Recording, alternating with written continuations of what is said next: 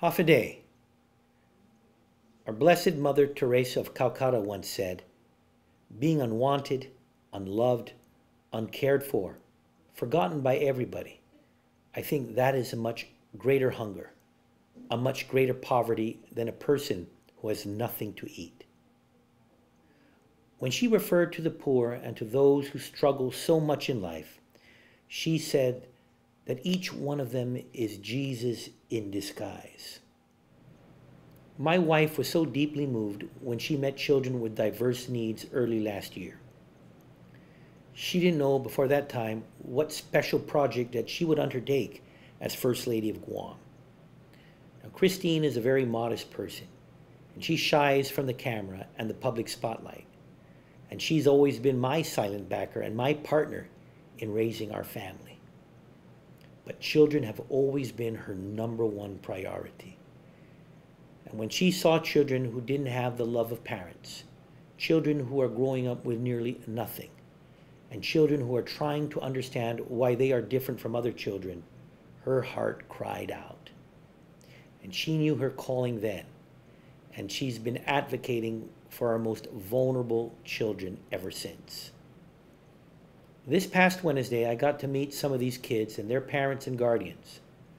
My wife hosted an Easter egg hunt at the front lawn of Adelup. It was for children who live with disabilities. I get a bit emotional when I talk about these things. Not so much because these kids have so much more to overcome in life, but because of how happy they look. I didn't see kids who were dwelling on their autism or other type of disability. I saw children who are loved by their parents and their guardians.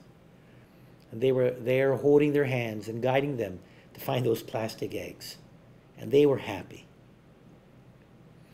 But it does break my heart to think about other children who don't get this support, for whatever reason.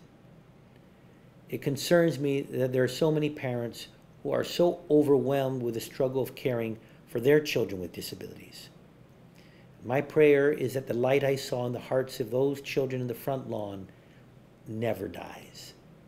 These are kids who have hopes and dreams just like every other child.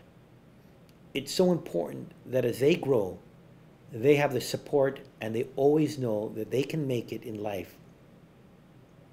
There is no perceived disability too great for the dreams of a child. If we truly believe that every child should be loved and cared for, no matter the burden they shoulder, then we must believe that every child can learn and succeed.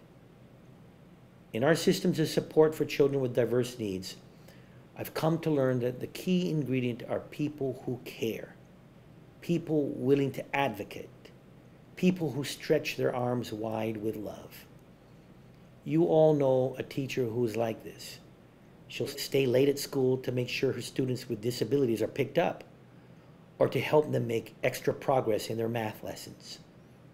There are those social workers and volunteers at the Ali Shelter, Sanctuary, the Foster Families Association, and many other groups who dedicate themselves to loving children.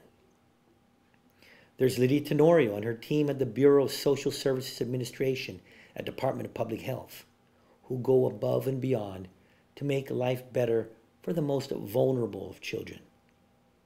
And then there's my beautiful wife, your First Lady, who spends her days spreading love and a caring spirit to children who just want an embrace.